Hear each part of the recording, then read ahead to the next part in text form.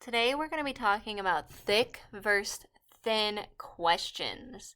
So you might be asking yourself, what is a thick question and what is a thin question? Well, that's what we're going to answer today. So a thin question and a thick question.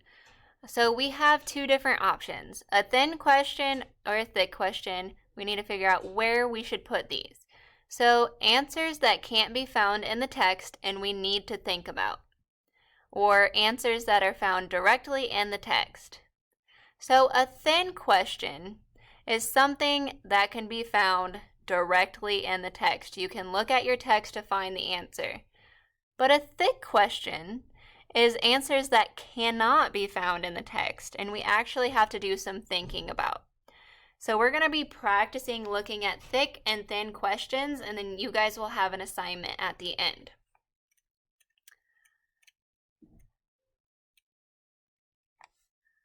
Okay, so we're going to place some of these where they need to go. We're going to say, are these starters thick or thin questions?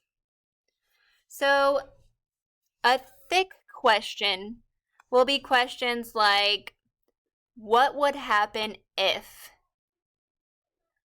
What caused? Or what resulted from? But a thin question would be like who, when, what happened when. Those are questions that you can find right in the text. So thick questions are questions that really make you think. So let's look at some thick versus thin questions. The first one is, how did the boys' feelings change during the story? Is that a thick question or a thin question? I think that is a thick question because that's something that you can't just find in your story.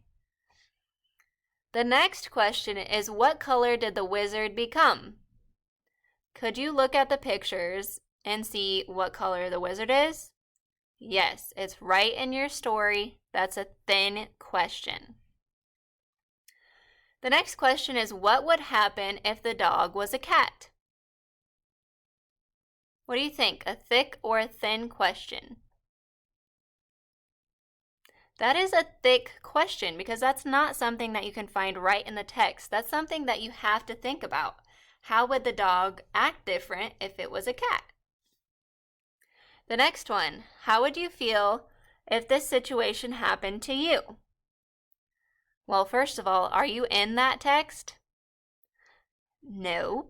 So that is a thick question because you have to put yourself in the character's point of view. So that is a thick question. How many flowers were left at the end of the story?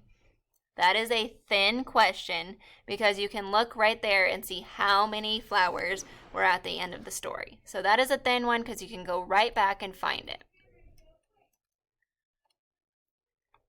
So we're going to look at some of these pictures and we're going to think of thick questions and thin questions. So if I look at this first picture with the parents and the kid, it looks like, and the suitcase, I could ask for my thick question, where are they traveling to? Because in the picture, it doesn't tell me where they're traveling to, so that's a thick question, because that's something that I cannot see right there on the picture. Then my thin question could be, what color is the boy's suitcase? Well, I see the kid's suitcase right there is blue, so that is a thin question. That's something that I can look right there and see. Now for this next one, a thick question that I could ask is, where are they going and why are they going there?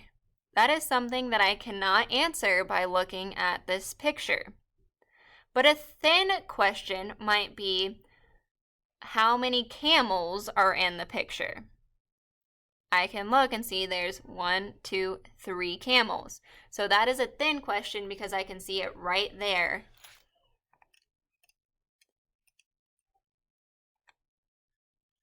Okay, now your job is to take a screenshot right now. So if you need to pause it, then pause it.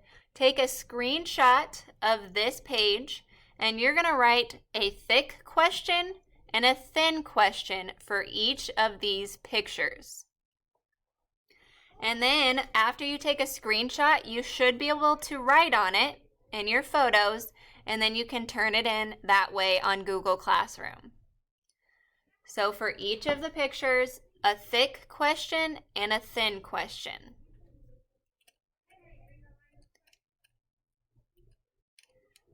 And then tomorrow, whenever I come back, we're going to be talking about asking and answering questions, but we're going to use Pops Bridge to help us to ask and answer questions. So your job today is to just write a thick and a thin question for each of these pictures. Go ahead and get started.